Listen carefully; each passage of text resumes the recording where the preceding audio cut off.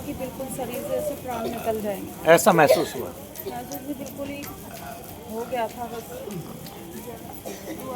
सोचने समझने की शक्ति खत्म हो जाती है, ऐसा अटैक सा पड़ता है एकदम। अटैक सा पड़ता है, बिल्कुल सर बिल्कुल काम करना बंद कर देता है। नाम क्या आपका?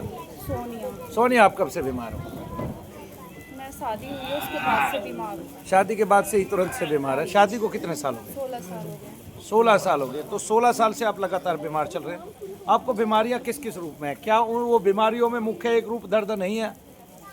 दर्द ही होता है। दर्द ही होता है। अच्छा, वो दर्द क्या उन 16 सालों में बढ़ता ही जाता है या घटा है? यहाँ आने पे घटा है। यहाँ आने पे घटा है। वैसे ये शनिदेव महाराज की। अच्छा, ये जो 16 साल बीते हैं इनमें डॉक्टरों को भी दिखाया आपने? बहुत। कितना पैसा लगाया होगा डॉक्टरों पे? काफी पैसा लगा दिया जी, कोई हिसाब नहीं। मतलब जैसे जीवन भर की कमाई ही डॉक्टरों पे लग गई, तुल गया सब कुछ। 2-3 लाख रुपए तो कम से कम ये मान लीजिए। 2-4 लाख रुपया जो साथ साथ कमाते गए, बचत का जो आता गया वो साथ साथ लगता गया। लगता। मतलब डॉक्टरों के ही ज्यादा रहे हैं। डॉक्टरों के ही ज्यादा रहे। तब डॉक्टर ऐसे में कोई स्थायी बीमारी बताते थे आपको? कुछ नहीं, बस दवाइयाँ दे देते। कभी रहता था यहाँ नसों में दर्द रहता था, कभी सर्वाइकल रहता था, कभी पेट में दर्द रहता था। और कभी यहाँ सीने कौन सी में। बार आए आप? यहाँ पे 17-18 बार आ गई हूँ मैं। और 18 बार में आपने दर्द में तो पूरी कमी आ गई, लेकिन आपको लगता है कुछ तत्व अभी भी बाकी रह गया कुछ? दर्द मेरा खत्म हो गया था। दर्द मुझे बहुत कम रहता था। अब 3 दिन से मुझे ज़्यादा परेशानी हो गया। 3 दिन से? सर्वाइकल तो मेरा खत्म ही है, वो तो है ही नहीं अब। अच्छा, आँख बंद करके हाथ ढीले छोड़ दीजिए, मैं देख लेता हूँ 3 दिन से क्या परेशानी है। नाम क्या है इनका? सोनिया।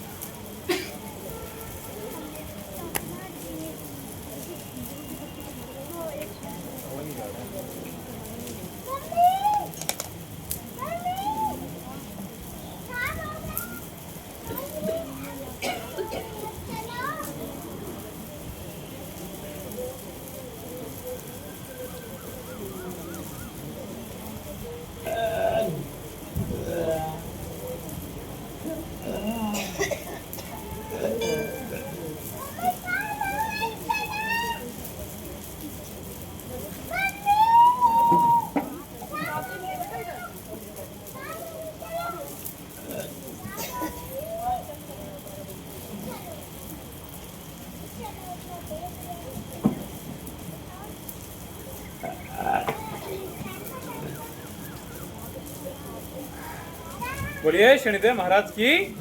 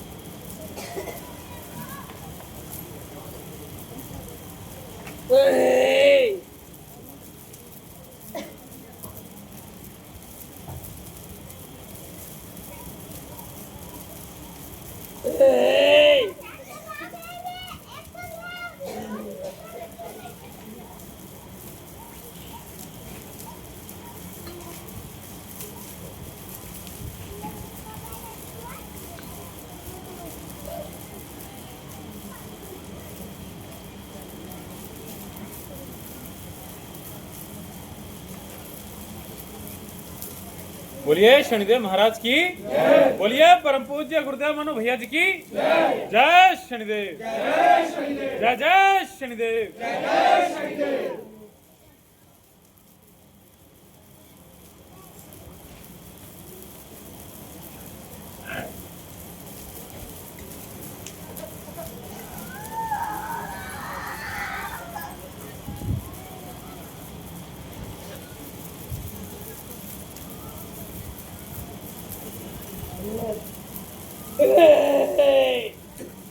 क्या हुआ इसमें? पूरी प्रक्रिया समझाओ। जब मैंने जब करना शुरू किया तब क्या हुआ, अब क्या हो रहा है? शरीर में से जैसे कोई चीज़ हाँ निकल रही हो। हाँ, किधर से निकल रही हो? हाथों से कि पैरों से? हाथों से, सर से। हाथों से सर से निकलता हुआ महसूस हुआ, गर्माहट सी गर्माहट सी, या जलन सी? जलन सी, घबराहट सी हो रही थी बहुत। हाँ, और फिर जब वो निकल गया तो क्या महसूस हो रहा है? राहत सी मिली एकदम, जैसे सांस आ गई हो वापस। सांस आ गई वापस। अच्छा, इस बीच में कहीं दर्द था? दर्द नहीं, सिर्फ सीने में था, सीने में दबाव था, दबाव। वो दबाव चला गया हाँ, पूरा, हल्के हो गए? हल्की। आंखों में देखिए मेरी में, गौर से।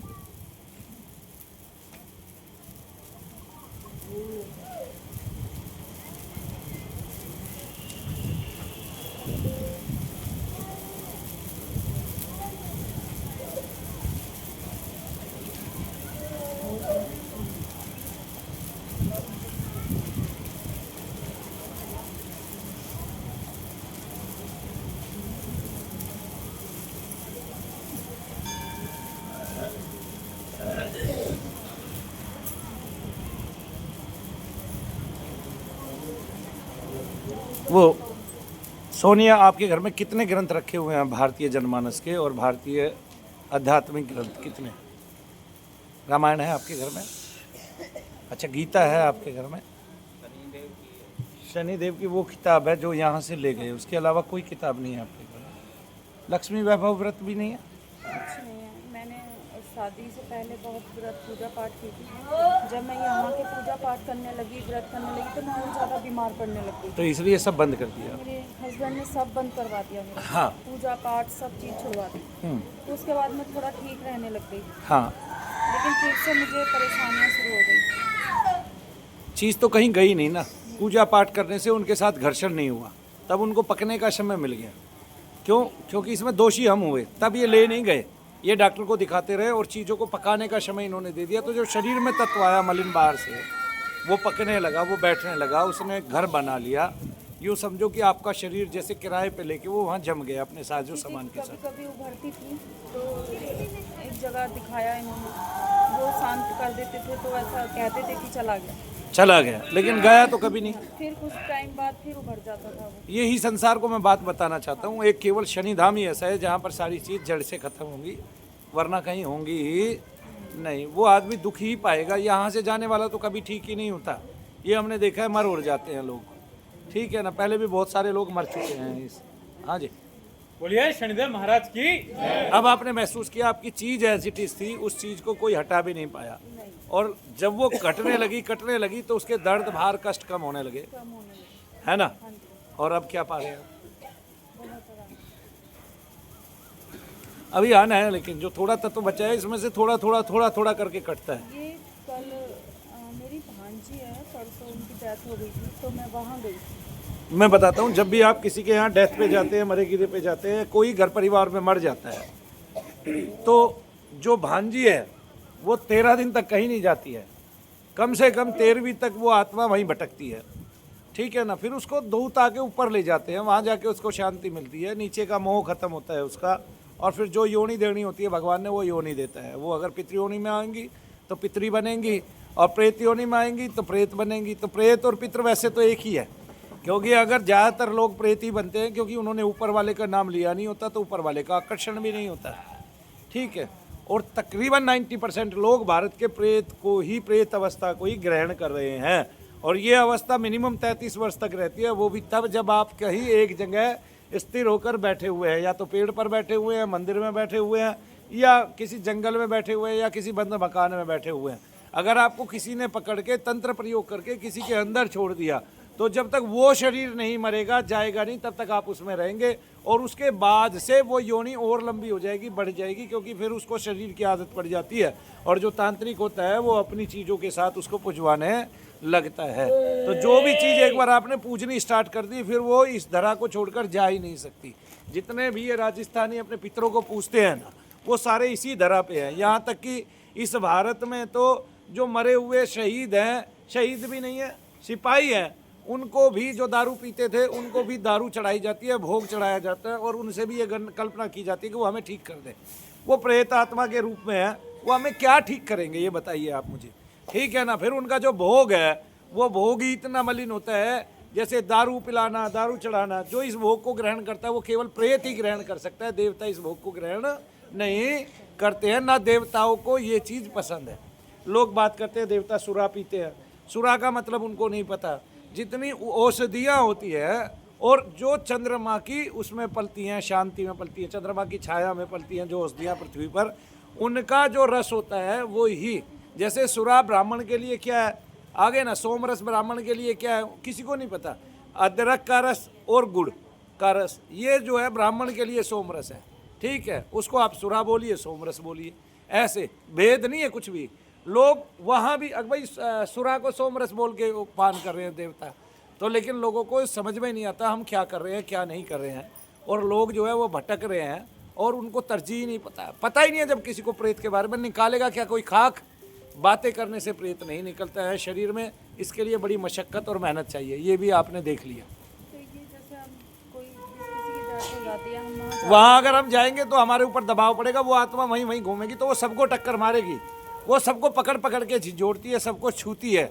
इसलिए किसी के अंदर अगर मलिन तत्व हो तो वो मलिन तत्व को कहती है कि मुझे भी इसके अंदर आने दे, और कोई कोई दूसरे के अंदर चली जाती है, रिश्तेदार के अंदर चली जाती है। और अगर किसी को मलिन तत्व है लेकिन वो उस पर अपना कब्जा जमाए बैठा है तो नई आत्मा को आने नहीं देता, और तांत्रिक कोई ऐसा है नहीं जो उसको उसके साथ बांध दे, तब वो डंक मार देता है उसको, यानी कि उसको छेड़ देता है, तब वहाँ पे जो है ना घर्षण हो जाता है, और उस घर्षण से आपके दबाव पड़ जाते हैं, दर्द बढ़ जाते हैं। तो मुझे फिर एक टाइम में आके ऐसा होता है कि आप ठीक होते होते बिल्कुल ठीक हो जाते हो, आपको कुछ भी नहीं होता। जय शनिदेव बोलिए। ऐसे बताने के लिए तो मेरी बहना बहुत स्टोरी है, क्या बताएं इसको, जितना तत्व है गहरा, जितना गूढ़ है, प्रगाढ़ है, ऋषियों ने बताया। हमारे इतने ग्रंथों में भूत प्रेत का जिक्र है, इतने ग्रंथों में भूत प्रेत का जिक्र है, आध्यात्मिक 90% ग्रंथों में भूत प्रेत का जिक्र है, फिर भी भारतीय हिंदू जनमानस जिसको हम सनातनी बोलते हैं वो मानता ही नहीं, ठीक है ना। जैसे मुस्लिमों में काफिर अगर समझा जाए तो उसको जो विधर्मी है, जो 5 टाइम की नमाज नहीं पढ़ता वो काफिर हो सकता है। इसी प्रकार हिंदुओं में पहले से ही एक शब्द है विधर्मी, और हिंदुओं में विधर्मी पहले से ही होते आए हैं। और भगवान कृष्ण कहते हैं अर्जुन जो इस तरह विधर्मी है, जो मुझे नहीं मानता है, मुझ में श्रद्धा नहीं करता है, उसको तू राक्षस जान। क्या जान? राक्षस जान। और जो ग्रंथों में श्रद्धा नहीं करता है वो राक्षस ही है। और जब उनको कहो तो वो ये कहते हैं भगवान भगवान तो होते नहीं है, जबकि उनको ये पता है कि भाई भगवान नहीं होते, तू अपने ही बल से सारा कुछ चला रहा है, अपने ही संकल्प से तू सारा शरीर चला रहा है, और सारी इंद्रियां तेरे ही संकल्प से चल रही है, तो फिर तू अपने संकल्प से प्राण को रोक दे, अवरोध कर दे उसका, कम से कम 2-4 मिनट के लिए तो कर दे, तो अपने आप पता चल जाएगा कोई भगवान है इस दुनिया में, इस धरा में, जिसने इन 6 चक्रों में बांसुरी बजा रखी है। क्या बजा रखी है? बांसुरी बजा रखी है। एक डॉक्टर जो है वो कहते हैं, वो न्यूज़ नेशन पे बैठते हैं, एक चैनल, टीवी चैनल पे, उनका नाम है डॉक्टर कक्कड़। वो कहते हैं कि शरीर के अंदर चक्र ही नहीं होते, ये वैज्ञानिक विधि नहीं है। जब वैज्ञानिक विधि में तो ये भी नहीं है कि जहाँ कुछ नहीं चल रहा सब कुछ स्थिर है। आप एक आदमी को लिटाइए, उसका सब कुछ स्थिर है, उसको नाद सुनाई दे रहा है, एक आवाज़ सुनाई दे रही है। जब चक्र नहीं होते तो जो अंतर में नाद सुनाई देता है, अंतर में आवाज़ सुनाई देती है, वो कहाँ से आ जाती है और क्यों सुनता है उसको? और उसको हर धर्म का आदमी सुन लेता है, उसको हिंदू भी सुन लेता है, मुस्लिम भी सुन लेता है, सिख भी सुन लेता है, ईसाई भी सुन लेता है। और कोशिश करेंगे, वैसे तो डॉक्टर कक्कड़ ने पाप बहुत किए हैं क्योंकि वो विधर्मी हो गए हैं, तो कोशिश करेंगे। विधर्मी इसलिए हो गया कि किसी की श्रद्धा कितनी भी हो, ठीक है ना, लेकिन जब किसी चैनल पे आके आप किसी आस्थावान व्यक्ति की धार्मिक भावनाओं को ठेस पहुंचाते हैं तो आप सबसे बड़े विधर्मी हैं, ठीक है। मनु भैया ने दुनिया भर की स्तुति लिखी हुई है और संसार जानता है कि मेरा क्या काम है यहाँ संसार में और मैं क्या कर रहा हूँ। ऐसा आदमी जो धर्मी को भी विधर्मी बनाने की बात कहे, धर्मी को भी विधर्मी कहे, पाखंडी कहे, ढोंगी कहे, अंधविश्वासी कहे, ऐसा व्यक्ति विधर्मी ही होता है, जिसकी नाम के लिए श्रद्धा है भगवान में, कहने के लिए कि मैं भगवान की पूजा करता हूँ, मेरी पत्नी भी पूजा करती है, लेकिन वो विधर्मी है क्योंकि वो आस्थावानों की आस्था को ठेस पहुँचा रहा है कहीं बैठ के, हैं, और बिना बात के जबरदस्ती पहुँचा रहा है। तब ऐसे डॉक्टर कक्कड़ को भी सुनाई देगा, लेकिन चूंकि विधर्म है, यानी कि धर्म के खिलाफ है और धर्म के लिए जो आवाज उठा रहे हैं और धर्म को आगे बढ़ा रहे हैं, धर्म को, सनातन को आगे बढ़ा रहे हैं, पत्ती को आगे बढ़ा रहे हैं, ऋषियों को, परंपरा को आगे बढ़ा रहे हैं, और जो यज्ञ कर रहे हैं रात दिन बैठ के, देखिए जो यज्ञ कर रहे हैं रात दिन बैठ के, यहाँ से उठते नहीं और 12 घंटे रोजाना यज्ञ करते हैं, 24 घंटे चलता रहता है, धूम्र ही खत्म नहीं होता कभी हमारे यज्ञ का। तो उन लोगों को भी, उन आस्थावान लोगों को भी, ऐसे जो खुद पाखंडी होकर ऐसे लोग विधर्मी कहते हैं, वो खुद विधर्मी है। और अर्जुन, भगवान कृष्ण कह रहे हैं अर्जुन को, ऐसे आदमी को तू राक्षस जान। क्या जान? राक्षस जान। तो फिर वो चिकित्सक क्या हुआ? वो तो राक्षस ही हुआ। जो दूसरों को, जो आस्थावान है उनको ये कहे कि भाई तुम विधर्मी हो, ठीक है, जबकि वो आस्थावान है और जिसकी आस्था भगवान में है, और ऐसे चैनल पे बैठे कि जहां पहले कहा जाता हो कि हम किसी की धार्मिक भावनाओं को ठेस न पहुंचाते, और फिर उसी आदमी की धार्मिक भावनाओं को ठेस पहुंचाते हैं जो धर्म से बहुत गहनता से जुड़ा हुआ है। हर धर्म से कोई गहनता से जुड़ा हुआ है, वो अगर भगवान को पिता मानेगा, भगवान उसके लिए पिता बनेंगे। वो भगवान को प्रेषी मानेगा, प्रेषी बनेंगे। भगवान को वो अपना प्रियतम मानेगा, प्रियतम बनेंगे। भगवान को वो अपना मित्र समझेगा, मित्र बनेंगे। और तो और भगवान को दास समझ लेगा तो भगवान उसके दास ही बनेंगे। ठीक है, शनिदेव महाराज की जो सनातन पत्नी इतनी सशक्त है। अरे अर्जुन भगवान को क्या कभी कुछ कह के बुलाता है, कभी कुछ कह के बुलाता है। उस दिन जब विराट स्वरूप देखता है तो कहता है कि मैं तो आपको सखा से भी बदतर लेता था, ठीक है, आप बार बार मुझे सखा कह रहे हैं। हे ईश्वर, हे मेरे प्राण, मुझसे बड़ी भूल हो गई, मुझे क्षमा कर दीजिए। मैंने स्वभाववश मानव होकर कितनी भूल, बड़ी अपराध कर दिया कि जो इस प्रकृति का सब कुछ है और जो इस प्रकृति का विराट स्वरूप है, जो इस प्रकृति को पालने वाला है, जिसने सब लोक बनाए हैं, मैं उसकी शरण में खड़ा हूँ, उसका विराट स्वरूप देख रहा हूँ, जो सारे के सारे ग्रह नक्षत्रों को मुख में लिए खड़ा है और जिसके शरीर में सारे के सारे अनंत आकाश स्थापित है। और मैं क्या कर रहा हूं? क्या कर रहा हूं मैं? और मैं उसको कभी सका कह रहा हूं, कभी कुछ कह रहा हूं, कभी कैसे छेड़ता हूं, कभी कैसे छेड़ता हूं। मैंने तो कभी आपका आदर ही नहीं किया प्रभु, मुझे अनादर करने वाले को क्षमा करें, ऐसा बोलते हैं। तो ऐसे विधर्मी लोग जो चैनलों पे बैठ के धर्म की खिलाफत करते हैं और जो धार्मिक लोग हैं उनके धर्म की हानि करते हैं और उनकी आस्थाओं को ठेस पहुंचाते हैं, उनकी मनस्थिति को गिरा देते हैं, ऐसे लोग किसी काम के नहीं होते। फिर उनको पूछिए, जब आदमी स्थित है तो उनको नाद कहाँ से सुनाई दे रहा है, आवाज़ें कहाँ से सुनाई दे रही है अनंत प्रकार की, तब वो कभी समझ नहीं पाएंगे कि अरे भाई साइंस अध्यात्म से उत्पन्न हुआ है, हमारी अध्यात्म पूरी साइंस है। आप बताइए, हमने क्या नहीं बताया? वेदों में अगर डॉक्टर कक्कड़ पढ़ेंगे तो वेदों में डॉक्टर कक्कड़ को, वैसे तो क्या कहते हैं, डॉक्टर है इसलिए डॉक्टर लगा रहा हूँ, वैसे तो इतने आदर के लायक नहीं है। वेदों में डॉक्टर कक्कड़ को मिलेगा कि वायु से विद्युत उत्पन्न की जा सकती है। तो विद्युत कब की है ये देखिए। अगर वेद जो ग्रंथ है, रामायण को 6500 वर्ष पुराना नासा ने गिन दिया, राम की जन्मपत्री डाल के उसमें 6500 वर्ष पुराना प्रमाण निकाल दिया, तो वेद तो 10,000 वर्ष पुराने समझे जाते हैं। और जो वेदों के ग्रंथ है उसमें पहले से ही लिखा हुआ है वायु से विद्युत, जल से विद्युत उत्पन्न करे और राजा, और उससे प्रजा को सुखी करे। और वायुयान लिखा हुआ है, जलयान लिखा हुआ है, सारी विद्याएं तो पहले से लिखी हुई हैं। फिर क्या हम जो है वो करते हैं, आज शेकी बघाड़ते हैं। क्या साइंस है ये बताइए, कौन सी साइंस है? ये बहन जो है दवाइयाँ खाती रही डॉक्टरों की, घर लुट गया, बर्बाद हो गया, और आके मनु भैया के पास ठीक हो रही है। ये क्यों नहीं तारीफ करेगी? क्यों? क्योंकि उसको दोष है भाई, उसको रोग है ही नहीं। आप रोग को दोष, आप दोष को रोग बता के इलाज करेंगे, कौन सा चिकित्सक यहाँ सफल होगा? और वो कोई चिकित्सक नहीं है जो दोष को रोग बता के इलाज कर रहा है, तब उसकी चिकित्सा कदापि सफल नहीं होगी। ऐसे चिकित्सक तो भारत में ना ही हो, होते ही मर जाए तो ठीक है, कम से कम उनसे आदमी तो ठीक नहीं हो रहा, कम से कम ऐसे लांछन तो नहीं लगेंगे इस भारतीय जनमानस पर, इस भारतीय परंपरा पर, इन सनातन पत्तियों पर कि यहाँ लोग ठीक नहीं होते। हमारे आयुर्वेद में सारी दवाइयाँ लिखी हुई हैं, आप आयुर्वेद को पकड़ें, आयुर्वेद के अलावा कभी ना जाएं। कष्ट घनत्व हो सकता है, घनत्व को भी झेलिए ना। आप बताइए ना कि कितने लोग हैं जो किडनी का सफल ऑपरेशन कराते हैं, कितने लोग हैं जो क्या कहते हैं, एक मुट्ठी भर लोग नहीं मिलते आपको जो ज़्यादातर इलाज कराते हैं। जो जिस इलाज में डॉक्टर सफल है आप वही इलाज कराइए। अगर वो आंखों के इलाज में सफल है तो आंखों के इलाज कराइए, कान के रोगों में सफल हुए तो कान के रोग के इलाज कराइए। लेकिन जिन रोगों में वो सफल नहीं है, असफल है, जैसे माइग्रेन के रोग में वो असफल है, हैं जी, डिप्रेशन के रोग में वो असफल है, और शुगर के रोग में वो असफल है, इनमें हम क्यों नहीं आयुर्वेद का सहारा लेते? हम क्यों नहीं आयुर्वेद की शरण में जाते? ऐसे ऐसे रोग हैं जहाँ हम दवाइयाँ ही खाते रहते हैं, दर्द की दवाइयाँ खाते रहते हैं, बाद में हमें इतना हेक्टिक होता है, इतना हेक्टिक होता है, उन दवाइयों की इतनी आदत पड़ जाती है, वो हमारे लिए गाली के बराबर हो जाते हैं, और हमारी देह जो है उन दवाइयों को खाकर क्षीण होती चली जाती है। लेकिन ये भारत जो है, इस भारत में कुछ वासी निकम्मे होते हैं, भारतवासी, और वो सदैव जो है अपने ही धर्म की खिलाफत करते हैं। लेकिन इससे उन्होंने अपने कुल को हानि दी है। क्यों? क्योंकि जो तत्व है वो इतना सूक्ष्म है। जैसे बहन जी आपको कुछ दिखाई देता था कभी? क्या दिखाई देता था? कभी कोई लेडीज दिखाई देती थी हाँ, काले कपड़ों में, हाँ, कभी कोई आदमी दिखाई देता अब बताइए इस लेडीज का और इस आदमी का डॉक्टर क्या इलाज करेगा, बताइए मुझे। वो आपको दर्द कर रहे हैं, आपके साथ घूम रहे हैं, आपको दिखाई दे रहे हैं, आपको महसूस हो रहे हैं और शरीर के अंदर महसूस हो रहे हैं, और इसका इलाज डॉक्टर करेगा। भाई कौन सा एलोपैथी का डॉक्टर इतना महान है जो ऋषियों की परंपराओं के माध्यम से इलाज करेगा? कौन सी गोली बन गई है भाई भूत प्रेत के लिए? बताना जरा मेरे को, पितृदोष के लिए कौन सी गोली बन गई है? अरे हम अगर ग्रंथों में विश्वास करें तो इन सब की खोज भी होगी। बहरहाल इस संसार को मनु भैया मिल चुके हैं जो भारत के युवाओं को ये पाठ पढ़ाने वाले हैं और उनको साथ साथ सिखाने वाले हैं, और उनको आनंद भी आएगा जब वो 10-20 लोगों को ठीक करेंगे। और इस तरह भारत में उस युग की शुरुआत होगी जहां पर दोष को फिर से निकाला जा सकता है।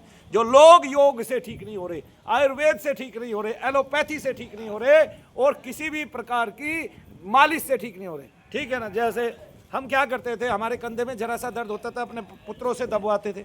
आज हमें खेत में गए, आज हमें एक प्रेत ने झपट्टा मार दिया, हमारे कंधे पे आके बैठ गया। हमने अगर पुत्र से वो दबवा लिया स्थान तो वो प्रेत वहां से उतर के गायब हो जाएगा। लेकिन अगर नहीं दबवाया, मालिश नहीं करवाई हमने अपने पुत्र से और पत्नी से, तो वो प्रेत वहां जम जाएगा और फिर उस कंधे में हमेशा के लिए दर्द हो जाएगा, भारी हो जाएगा। लेकिन अब अपने बच्चों से ना पीठ रगड़वाते हैं, ना पैर दबवाते हैं, और बच्चों ने भी सब कुछ छोड़ दिया, बस एक चीज के पीछे पड़े हैं, पढ़ो पढ़ो पढ़ो पढ़ो। अरे भाई कुछ खोज करो, कुछ गुणों। पढ़ने से कुछ नहीं है। मनु भैया के पास डिग्री है, देना कौन सी सरकार? मेरे को, मेरे कुल में किसी को भी नौकरी दे, मेरे कुल में किसी को भी नौकरी नहीं है। ब्राह्मण है तो क्या हुआ भाई, है तो आदमी ना, जनमानस ही है। बोले छूट ही नहीं है, क्या छूट नहीं है भाई? बताइए कितना कमजोर था मैं पढ़ने में, 12th में 12वीं में मैंने टॉप किया, क्या कमजोर था भाई? बताइए तो सही। अरे भाई क्या कमजोर था? 78% मार्क्स आए 30 साल पहले, 20 साल 25 साल पहले, कम थे? बताइए भाई। अरे आते ही नहीं थे किसी के उस टाइम में। अरे भाई नामुमकिन था, मुश्किल था देखना नंबरों को, नहीं समझे? फिर बताइए भाई। 28 साल पहले की बात बता रहा हूँ, 28 साल पहले बताइए कितने लोगों के इतने मार्क्स आते थे? तो फिर ऐसा भी नहीं कि भाई बुद्धि नहीं थी, तो फिर विवेक नहीं था। अरे भाई धीरे धीरे भगवान का नाम लो। मैं एक बात बता रहा हूँ, भगवान के नाम से बड़ी पढ़ाई किसी की नहीं है। भारत के प्रधानमंत्री भी, प्रेमानंद जी को पूछे भाई बीए गए थे कि एमए गए थे, भारत के प्रधानमंत्री भी उनकी वीडियो देखते हैं और शांति पाते हैं। ये सुकून होता है। क्या होता है? सुकून होता है। प्रेमानंद जी की वीडियो देख के राहत की बात मिलती है, कोई सामग्री मिलती है, और वो सामग्री जो है वो ईश्वरीय प्रेम की सामग्री है। और जब वो सामग्री मिलती है, हृदय पवित्र होता है, प्रसन्नता होती है, आत्मा में शांति मिलती है, विस्तार होता है शांति का। बताइए, नहीं समझे आप? समझ रहे हैं कि नहीं समझ रहे हैं? मेरे को लगता है कम समझ रहे हैं। तो फिर जब जो ईश्वर को पा लेता है, सब उसी के पीछे चलते हैं, उसी के अनुयायी बनते हैं। तो अपने बच्चों को बचपन से ईश्वर में लगाओ भाई। ईश्वर की विद्या के अलावा सारी विद्या नगण्य है, नकारा है, ठीक है। और रोटी पेट तो कौन नहीं भरता है बताइए इस संसार में? एक मुस्लिम का बच्चा कितना पढ़ता है बताइए इस संसार में? जो मुस्लिम लोग हैं अपने बच्चों को कितना पढ़ाते हैं, ठीक है। और वो कम पढ़ते हैं इसलिए किसी दूसरे के साथ चले जाते हैं। जैसे मुस्लिम के बच्चे कम पढ़े। अब देखिए एक घटना हुई पहलगाम में, वहां देखिए कश्मीर के बच्चे थे। कहाँ के बच्चे थे? कश्मीर के वे मुस्लिम थे, कभी पाकिस्तान गए होंगे, वहां जाके ट्रेनिंग ले ली, और भारत के खिलाफ जो उन्हीं का देश है जिसमें वो रह रहे हैं, उसी में घुण बन के लग गए। क्या किया उन्होंने? गोलियां चलाई, अपने ही लोगों को मारा। जिस देश ने उनको शरण दी, जिस देश में पल रहे हैं, जिस देश की सरहद में है, उसी देश के साथ घात कर रहे हैं, है ना।